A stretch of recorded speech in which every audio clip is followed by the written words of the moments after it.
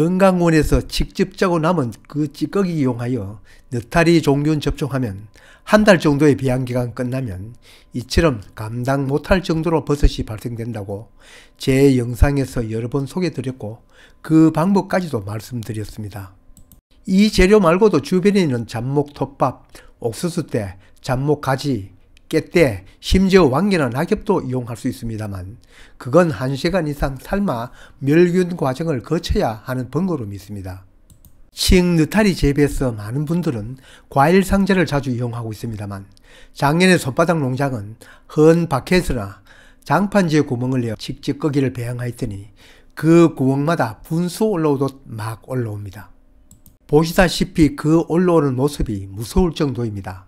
느타리 재배, 원목 재배도 해보았지만 언제라도 이만큼은 아니었습니다. 정말 올라오는 모습이 신나고 풍성하긴 한데 문제는 실내 재배에 수분을 보탤 때 방 안에서는 물을 주기 곤란합니다. 하다못해 화장실에 가서 물을 주고 물이 비면 옮겨야 합니다. 처음 균을 배양할 때도 수분 증발을 막기 위해 비닐 밀봉을 해 주어야 하고 가끔 들춰보 환기도 시켜야 합니다. 느타리 버섯은 다른 식물처럼 24, 5도 정도의 온도 조건과 함께 이것도 곰팡이와 친척이기 때문에 습기를 좋아하고 산소를 필요로 하는 호기성 미생물이기도 합니다. 올해는 그 종균도 직접 배양하고 건강원에서 칡찌꺼기도 얻어 작년처럼 배양하는데 그 배양 그릇은 달리하였습니다. 올해에는 길거리에서 주운 커다란 스티로폼 상자에 배양을 하였습니다. 밑에 구멍을 내냐고요? 구멍을 내면 물이 흘러 지저분합니다. 그냥 합니다. 먼저 약간의 종균을 밑바닥에 깔고 이 칡배지와 종균을 섞어 넣거나 배지와 종균을 시루떡 만들듯이 켜켜이 얹어서 누르면 됩니다. 알맞은 수분은 배지를 두 손으로 꼭 쥐면 그저 몇 방울 떨어질 정도이면 됩니다.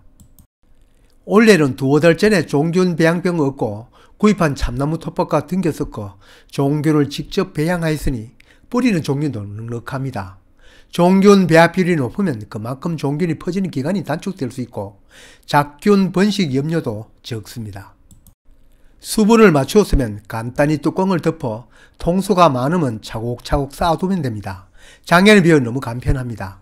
배양기간 동안 숨은 쉬지만 이때는 약하게 쉽니다.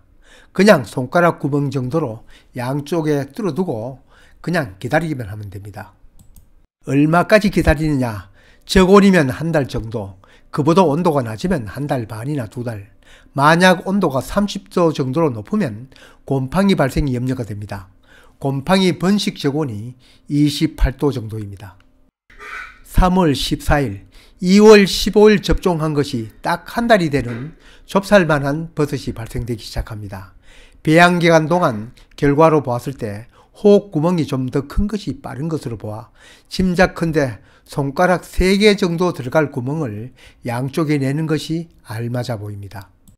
버섯이 발생하면 크는 것은 잠깐입니다. 하루만 지나는데도 좁쌀만한 것이 작은 파달만큼 자랐습니다. 배양된 것을 버섯이 잘 발생되도록 하려면 찬물을 주고 잠깐 찬 곳에 두는 것이 경험상 버섯 초기 발생이 좋았습니다.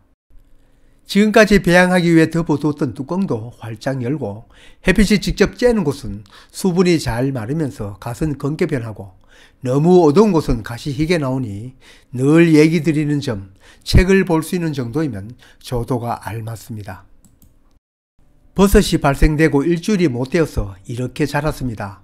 수분과 온도가 맞으면 벼락 성장입니다. 버섯 가시나 배지가 마르지 않도록 관리해주면 크는 것은 제놈들 몫입니다.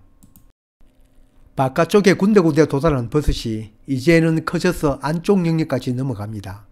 시장에 파는 느타리 버섯은 유통사정상 이제 겨우 자란 것을 유통 판매하니 너무 부드러워서 쫄깃한 식감은 적습니다.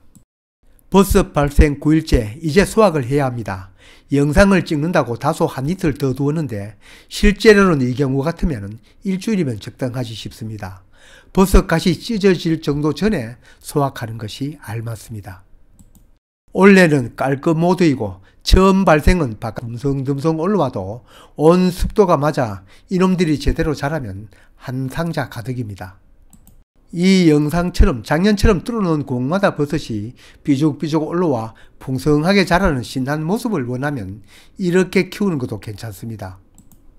그렇지만 배양 관리도 쉽고 버섯 발생 후 관리도 쉽고 실내에서 깔끔하게 재배하려면 올해처럼 스티로폼 상자로 키우는 것이 더 좋을 것 같습니다. 비록 깔끔 못하도록 하여도 스티로폼 한 박스에서 길러낸 느타리 버섯 수확량이 많이 적은 것은 아닙니다. 어떻게 재배하든 층타리 수확량 풍성하게 나옵니다. 손바닥 농부는 개인적으로 표고이든 느타리든 이건 꽃보다 더 아름답게 생각합니다. 버섯 마트에 가면 그 어느 것이나 크게 비싸지는 않습니다. 다만 내가 키우는 것보다는 자주 사 먹지는 않겠죠. 수확을 마쳤으면 바닥에 떨어진 버섯 찌꺼기를 과도 칼끝으로 살짝 긁어내면서 청소를 하고 스프레이하고 또 덮어둡니다. 새로 배양이 시작되지만 처음 배양할 때와는 달리 얼마 지나자 다시 버섯이 발생합니다. 박스에 담긴 배지 양이 많으면 여름 지나서 가을에 다시 버섯 올라오기는 하지만 여름 고온 간수하기가 쉽지 않아서 여름 전 서너 차례 발생할 만큼 배지를 넣었습니다. 앞에서도 얘기 드렸습니다만 칡찌꺼기 건강원에서 구하기 어렵다면 주변 다른 재료를 가마솥에 삶아 살균해서 할 수도 있고 그것도 어렵다면 잡목, 톱밥이나 왕겨, 등겨를 섞어서 전자레인지에 살균하여 소량 재배도 할 수 있습니다. 이 버섯 재배 어른들도 좋아하지만 아이들이 좋아하고 신기해합니다. 과학학습에도 도움이 되고요. 한번 도전해 보십시오. 처음은 실패할 수도 있습니다. 그러나 이 실패가 다음에는 단단하게 뒤를 받쳐줍니다.